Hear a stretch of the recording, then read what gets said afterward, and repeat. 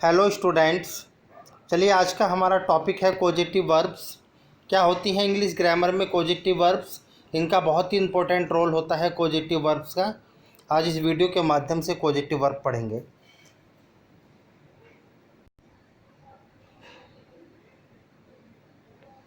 चलिए students start करते हैं आज का अपना टॉपिक कोजेटिव वर्ब्स।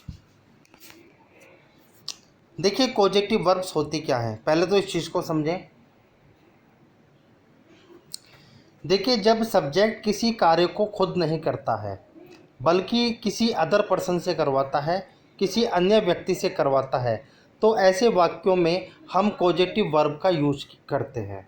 यानी कि जब सब्जेक्ट किसी कार्य को खुद ना करके किसी अदर पर्सन से करवाता है तो वहाँ पर हम कोजेटिव वर्ब्स का यूज करते हैं। देखिए इंग्लिश ग्रामर की अगर बात की जाए तो causative verb get, have, make और कोज, ये चार इंपॉर्टेंट कोजेटिव वर्ब होती हैं। ठीक है, इनका क्या रोल है, किस प्रकार से इन्हें सेंटेंसेस में यूज किया जाता है, इसे पढ़ते हैं।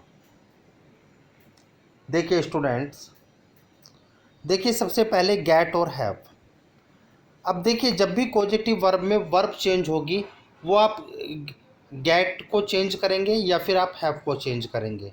ठीक है, जो दूसरी वर्ब होगी उसमें कोई भी चेंजिंग नहीं की जाएगी। अब बड़े ध्यान से समझें। देखिए गेट और हैव, अगर हम इंग्लिश की बात करें तो गेट का प्रयोग मोस्टली ज़्यादा किया जाता है, जबकि हैव भी एक पॉजिटिव वर्ब है लेकिन हैव का प्रयोग कम होता है। गेट का प्रयोग इंग्लिश ग्रामर में, रिटेन में आजकल ज़्यादा किया जाता है। देखिए गेट का प्रयोग सेंटेंस में आप कहाँ करें। देखिए जब कार्य करने वाला हो लेकिन करने वाला ना हो, आप इस चीज़ को इस तरीके से भी समझ सकते हैं। गेट और हैव का प्रयोग आप सेंटेंस में जब करें जब आपका ऑब्जेक्ट कोई नॉन लिविंग हो, यानी कि लिविंग ना हो, नॉन लिविंग हो, तब आप गेट या हैव का प्रयोग कर दें।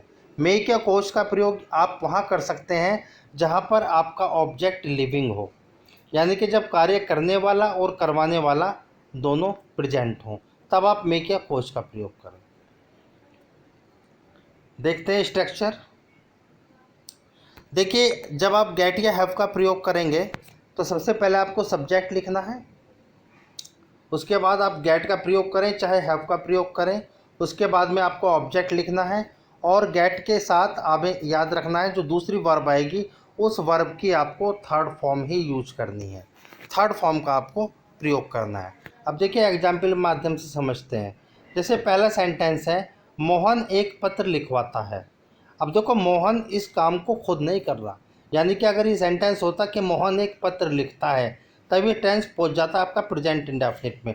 टेंस ये भी प्रेजेंट इंडेफिनिट में है लेकिन इसमें कार्य करने वाला मोहन खुद नहीं है बल्कि किसी अदर पर्सन से वो इस पत्र को लिखवाता है। और जहाँ पर सब्जेक्ट कार्य खुद ना करके किसी दूसरे अदर पर्सन से कराए वहाँ पर ही पॉजिटिव वर्ब का प्रयोग किया जाता है। ठीक है, मोहन एक पत्र लिखवाता है तो मोहन गेट्स। अब देखिए प्रेजेंट इंडेफिनिट का टेंस है तो आप गेट्स, गेट आपको पता है सिंगुलर सब्जेक्ट के साथ आप सिंगुलर वर्ब भी यूज करते हैं, यानी कि प्रेजेंट इंडेफिनिट में सिंगुलर सब्जेक्ट के साथ आप वर्ब की फर्स्ट फॉर्म में ऐसे ही एस को लगाते हैं, तो आपको एक बार कार्य यहाँ भी करना है। तो Mohan gets a letter return, जो दूसरी वर्ब आएगी उस वर्ब में आपको थर्ड फॉर्म ही दिखानी है। देखिए नेक्स्ट एग्जाम्पल।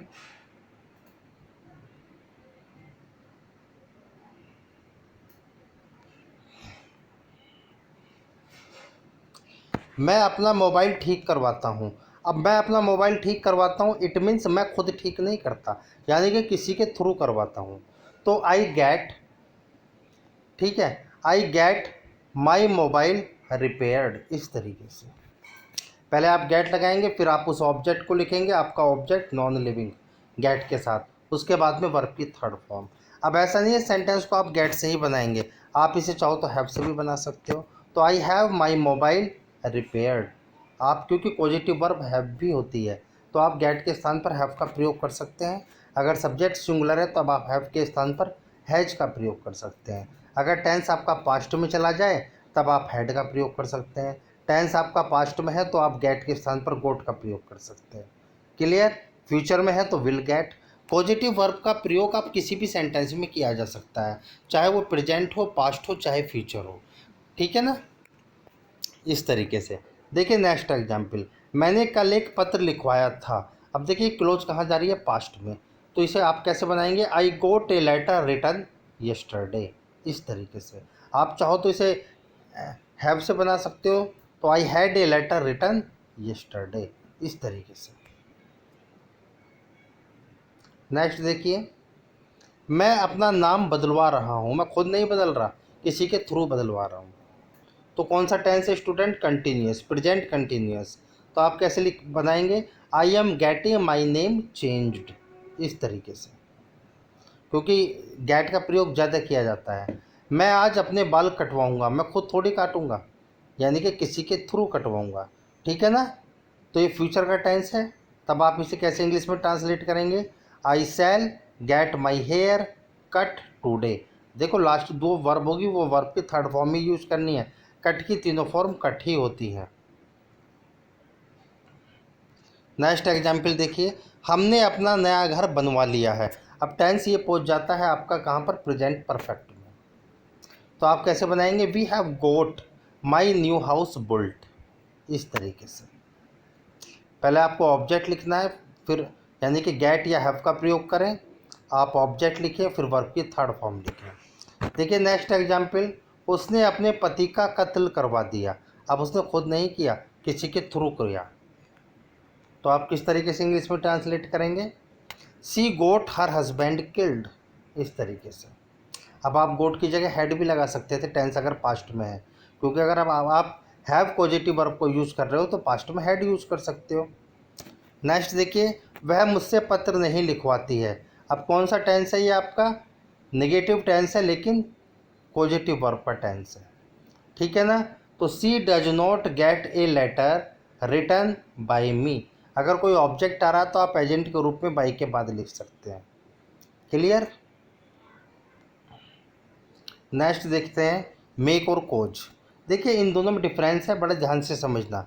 जब आप सेंटेंस में मेक या कोज का प्रयोग करेंगे तो जो आपका कार्य करने वाला है वो भी और करवाने वाला है वो भी, दोनों ही प्रेजेंट होते हैं। लेकिन यहाँ पर जो आपका ऑब्जेक्ट होगा वो लिविंग होगा, ठीक है ना। अब देखिए इसका स्ट्रक्चर क्या हो सकता है, सब्जेक्ट प्लस मेक, उसके बाद में आपको ऑब्जेक्ट लगाना है। मेक और कोज के साथ आपको वर्ब की फर्स्ट फॉर्म यूज़ करनी है। जैसे गेट और हैव के साथ आप वर्ब की थर्ड फॉर्म यूज़ करते थे, यहाँ पर आपको वर्ब की फर्स्ट फॉर्म यूज़ करनी है, ठीक है। सेकंड एग्जाम्पल, अगर आप इस सेंटेंस को कोज से बनाते हैं तब आपको क्या करना है, पहले सब्जेक्ट फिर कोज फिर ऑब्जेक्ट। देखिए कोज के साथ होता क्या है, यानी कि इस कोज के साथ आपको वर्ब से पहले टू यानी कि इन्फिनेटिव टू का यूज करना पड़ेगा, टू प्लस V1 यानी कि वर्ब की फर्स्ट फॉर्म। मेक के साथ आपको टू का प्रयोग नहीं करना, लेकिन कोज के साथ आपको टू का प्रयोग करना है। इसमें ऑब्जेक्ट लिविंग होता है। क्लियर। देखिए एग्जाम्पल से थ्रू समझते हैं। जैसे वह मुझे रुलाता है। अब इसमें सब्जी कार्य करने वाला भी है और जिस पर असर किया जा रहा है मुझे, यानी कि मी इनडायरेक्ट ऑब्जेक्ट है, लिविंग है, वो भी है। तो आप इस चीज़ को याद रखें, ही मेक्स मी वीप, इस तरीके से। पहले सब्जेक्ट, फिर आपकी जो positive verb makes present indefinite tense है, आपका ऑब्जेक्ट, और उसके बाद में वर्ब की फर्स्ट फॉर्म आपको यूज़ करनी है। अगर आप इस सेंटेंस को कोज से बनाते हैं तो कैसे बनाएंगे, ही कोजिस मी टू वीप। तब आपको इन्फिनेटिव टू का यूज़ करना है, यानी कि वर्ब टू प्लस V1, इस तरीके से। नेक्स्ट एग्जाम्पल देखिए, उसने मुझे रुला दिया।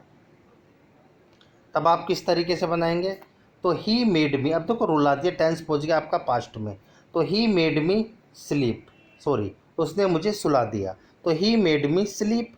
अगर आप इसे कोज से बनाएंगे तो कैसे बनाएंगे, ही कोज्ड मी टू स्लीप, इस तरीके से। नेक्स्ट देखिए, मैंने घोड़े को तेज दौड़ाया। अब देखिए I made the horse run fast.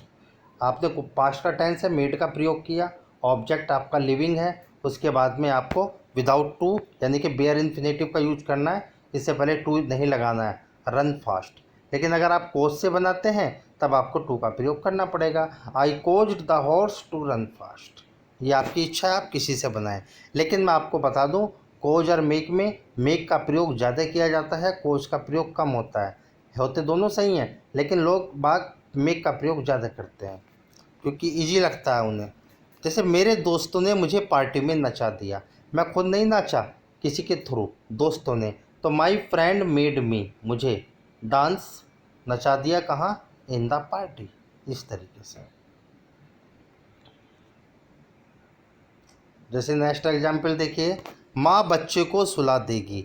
तो मदर, देखो टेंस कहाँ पहुँच गया आपका, फ्यूचर इंडेफिनिट में। तब आप कैसे बनाएंगे, mother will make the baby sleep, इस तरीके से। Mother will make the baby sleep. जैसे वह माँ से खाना बनवा रही है, अब खुद नहीं बनवा रही, वो माँ से बनवा रही है। आपका टेंस कहाँ पहुँच जाता है, यानी कि कंटिन्यूस में, प्रेजेंट कंटिन्यूस में। तो she is making her mother cook food, इस तरीके से आप। क्लियर।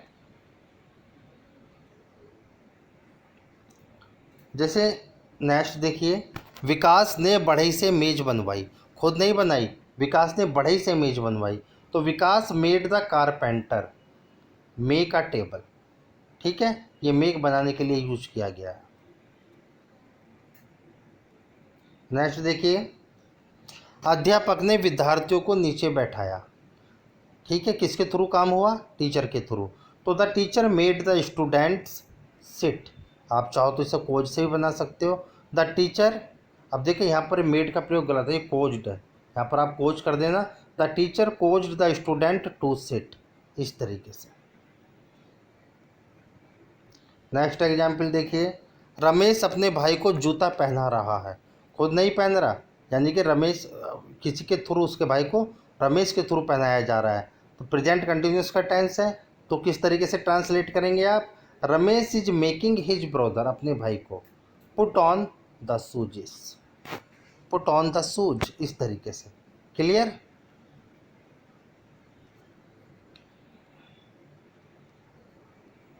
तो ठीक है स्टूडेंट्स, ये थे आपके पॉजिटिव वर्ब्स।